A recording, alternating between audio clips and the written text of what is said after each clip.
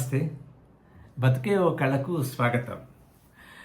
ప్రతి సంవత్సరము SSC, intermediate లేదా ఐఐటి ఇంకా పోటీ పరీక్షల ఫలితాలు వచ్చినప్పుడు దాంట్లో నెగ్గకపోయిన వాళ్ళు, ఉత్తీర్ణత చెందని వాళ్ళు, ఆశించిన ఫలితాలు రాని వాళ్ళు ఆత్మహత్యలకు పాల్పడుతూ ఉండడం మనకు తెలిసిన విషయమే.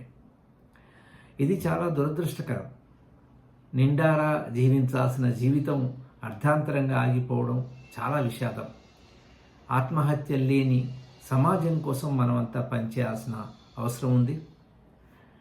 2019లో ఇట్లా ఇంటర్మీడియట్ రిజల్ట్స్ రాగానే దాదాపు 22 మంది ఆత్మహత్య చేసుకున్నారు కొద్ది రోజుల వ్యవధిలోనే. ఆ సందర్భంలో నేను పిల్లలు ఆత్మహత్య చేసుకోవద్దని కోరుతూ ఒక కవితను రాశాను. అది వెంటనే ఆంధ్రజ్యోతి దినపత్రికలో అచ్చయింది.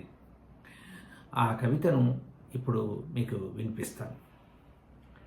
పిల్లలు మీరు మరణించొద్దు, పిల్లలు మీరు మరణించొద్దు, బతకడానికి వచ్చారు ఈ దయామయి భూమి మీదికి.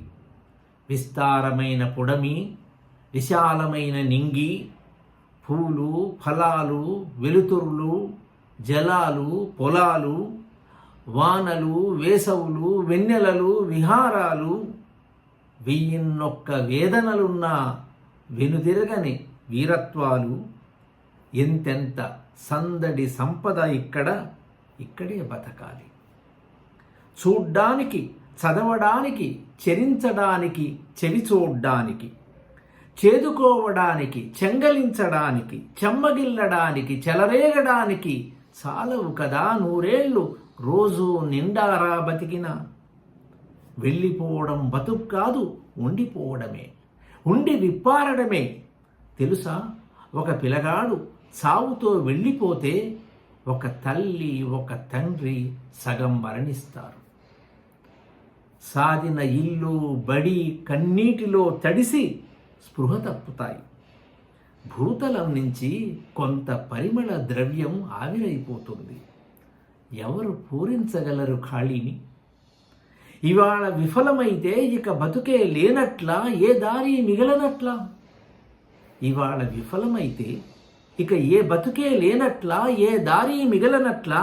వైఫల్యమే లేని బతుకొకటి ఉంటుందా అసలు ఈ నేల మీద? పిల్లల్లారా, బతకడం అంటేనే వీరత్వం. వీరత్వాన్ని ప్రేమించండి. మన చుట్టూ అల్లుకున్న ప్రేమల్ని మరువొద్దు, భూమిని వీడొద్దు. బతుకును నిలబెట్టని చదువు చదువు కాదు, గెలుపు గెలుపు కాదు. బతుకును నిలబెట్టని చదువు చదువు కాదు, గెలుపు గెలుపు కాదు. అసలు బతుకంత అందమైంది మరొకటేది? బతకండి. బతుకును బలిగోరే దేన్నైనా ఎడమకాలితో తన్నండి నిర్దయగా. బతుకును బలిగోలే దేన్నైనా ఎడమకాలితో తన్నండి నిర్దయగా. ఓటమిలో కొంగక ధీర చిత్తులై సుదీర్ఘంగా బతకండి ఇక్కడే, బతకండి ఇక్కడే. ఆత్మహత్యలకు వ్యతిరేకంగా రాసిన ఈ కవిత ఇది.